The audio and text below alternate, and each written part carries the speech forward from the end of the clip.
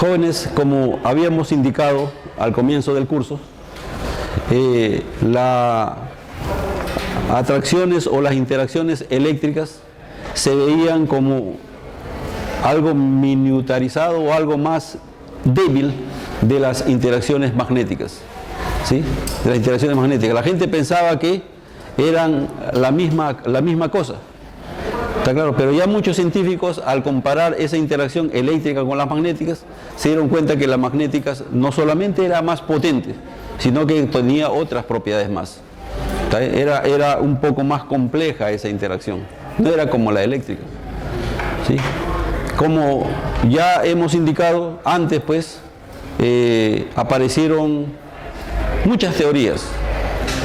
La ciencia del magnetismo se confundía, las observaciones se confundían con propiedades, está claro que no tenían carácter científico. No podemos decir ni desechar esas cuestiones, por motivos que no puedo decir ahora, porque la ciencia actualmente, a donde va la ciencia, se da uno cuenta o se ha podido establecer o está estableciéndose de que esa percepción que tenían, digamos, personas en ciertos estados está coincidiendo con los resultados científicos. Parece que todo al último va a terminar en una sola coincidencia. A ver, entonces, dentro de los resultados, ¿no?, científicos, el primero que hizo una diferenciación de las interacciones eléctricas con las magnéticas fue el matemático, inventor, médico italiano Gerolamo Cardano. Sí, de él hablamos nosotros al comienzo también, ¿no? Entonces Cardano fue uno de los primeros en hacer diferenciación entre las interacciones eléctricas con las magnéticas. ¿Sí? Jóvenes, el científico que empieza por primera vez en forma sistemática, experimental y rigurosamente científica, como lo vemos ahora, a estudiar la electricidad y el magnetismo, fue el físico y médico inglés William Hilbert. ¿Sí? Vamos a escribir por acá.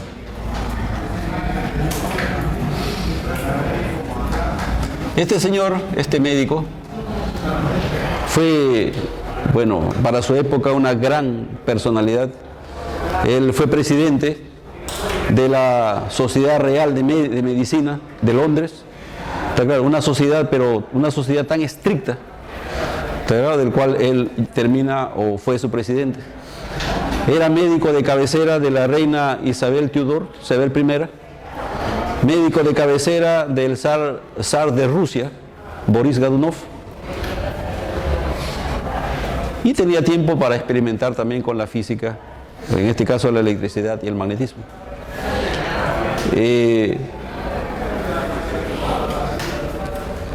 En el transcurso de 15 años, Hilbert se dedica a estudiar a la electricidad y el magnetismo, realizando diferentes experimentos. Para algunos fue solamente la pasión de Hilbert por el conocimiento de la naturaleza para dedicarse a ese tipo de investigaciones.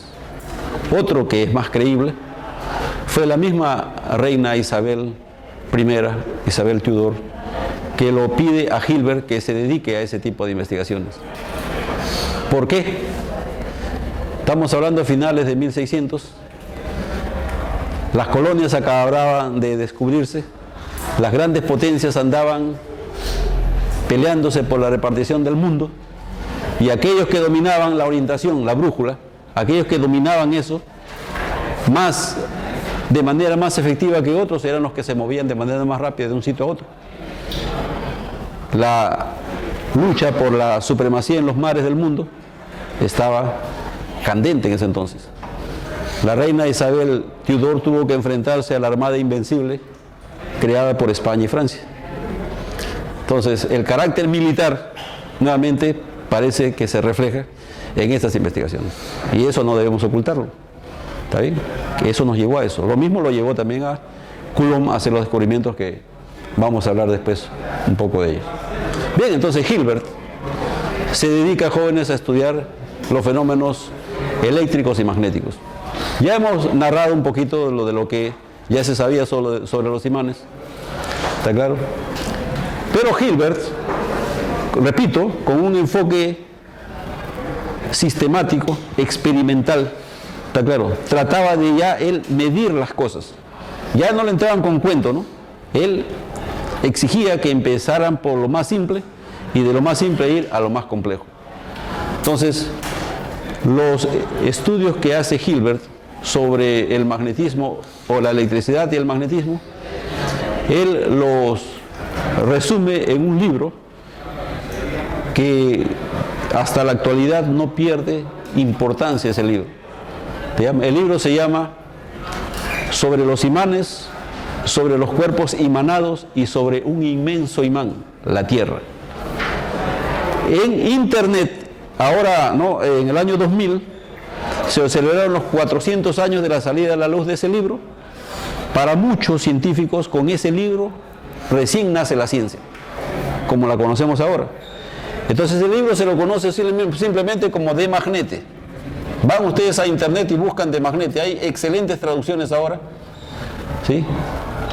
¿Dónde está el libro de Hilbert? ¿Está claro? Más vale que ustedes lo ojeen antes que tirar los cuentos sobre eso. Entonces, repito, ese libro se publica en Londres, ¿sí?, en el año de 1600, y es uno de los libros más grandes, pues, que se ha publicado, ¿no?, como nacimiento de la ciencia, ¿sí? Nacimiento de la ciencia. Bien, en ese libro, Hilbert destaca 3 propiedades de los imanes. Y vamos a nombrar cada uno de ellos. Primero, todo imán consta de 2 polos. ¿Sí? Todo imán consta de 2 polos. Todo imán consta de 2 polos.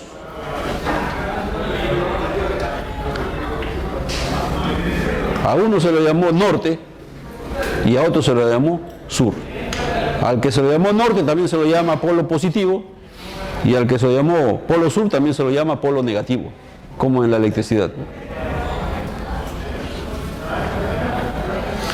La segunda propiedad que destaca Hilbert, cosa que ya se conocía ya desde la antigüedad, ustedes ven que solamente él pone orden en esto. Polos de igual nombre se repelen. Polos de igual nombre se repelen, y polos de nombre contrario se atraen. ¿Sí? La última propiedad es muy, pero muy importante. Es imposible obtener un imán de un solo polo. La tercera propiedad: es imposible obtener un imán de un solo polo.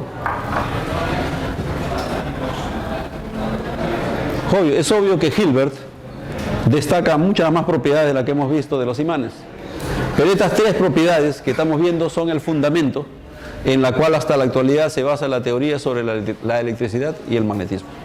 ¿Sí? Bien, fíjense, jóvenes. Hilbert habla y se basa en los trabajos de Pierre de Maricourt. ¿Está claro? Y Hilbert repite este experimento con la esfera de Pierre de Maricourt. En los experimentos de Hilbert, ya a esta esfera magnética se lo llama terela. Ustedes lo van a ver en la obra, ¿sí? Se lo llama terela. Fíjense lo que sucede ahora. Hilbert, obvio que repite todos los experimentos de Maricourt, está claro. Inclusive los datos biográficos que tenemos de Hilbert nos indican de que Hilbert, todo lo que ganaba como médico, todo lo invertía en sus dispositivos para experimentar la electricidad y el magnetismo. ¿Sí? Bueno, al construirse Hilbert su terela, otra esfera imán, nuevamente repitió los experimentos de Maricourt y pudo observar, está claro, todo lo que Maricourt había observado. Luego, Hilbert tenía otra característica que ya venía por herencia de su padre. Su padre era como el procurador, ¿no?, de Manchester, donde nació Hilbert. En la casa de Hilbert, Hilbert acostumbraba a recibir a todos los navegantes que llegaban nuevamente a Inglaterra, que habían estado navegando por los mares del mundo, para que narraran lo que habían visto, los experimentos que habían realizado, para narrar todo lo nuevo que habían observado. Hilbert no se limitaba solamente a la oficialidad, a todo el que tenía noticias, ¿entienden? A todos los recibía. Los marinos narraron a Hilbert del comportamiento de la brújula en diferentes partes de la Tierra. Cuando Hilbert comienza a apuntar todas esas narraciones que hacen los marineros y luego comienza a estudiar el comportamiento de la brújula en diferentes partes de la Tierra, él se da cuenta de que el comportamiento de la brújula es totalmente idéntico al comportamiento de la aguja magnética en la esfera imán. Debido a esa comprobación o a esa comparación, Hilbert lanza la hipótesis de que la Tierra era un inmenso imán. ¿Está claro? Con su polo sur, acá en el cerca al norte geográfico, no coinciden los polos geográficos con el polo magnético. ¿Está claro? El polo sur magnético está a una determinada posición por acá. Sí, hay cierta distancia de unos cuantos kilómetros, ¿está claro? Y el polo norte se encuentra en esta posición para acá. De tal manera de que no hay, si las líneas Z que hemos dibujado son los meridianos terrestres, los meridianos magnéticos vienen así, ¿ve? ¿Está claro? Por acá viene otro. Se forma un ángulo que hay aquí entre el meridiano terrestre y el meridiano magnético. A ese ángulo se llama desviación magnética. Muy importante era entonces para la navegación, cuando se usaban solamente imanes para la navegación. El primero que midió la desviación magnética en la historia de la humanidad fue Cristóbal Colón, ¿sí? En su viaje hacia América.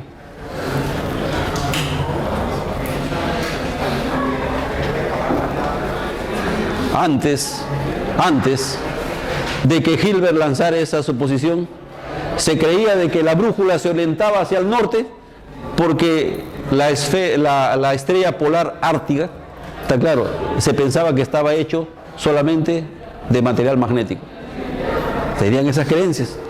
Otros creían que por acá, por el polo norte, había toda una isla que estaba hecho de material magnético solamente. Y por eso la brújula siempre iba en ese sentido. Todas esas teorías fueron totalmente desechadas gracias a la hipótesis que después se comprobó, está claro, de Hilbert, de que la Tierra era un inmenso imán. No sé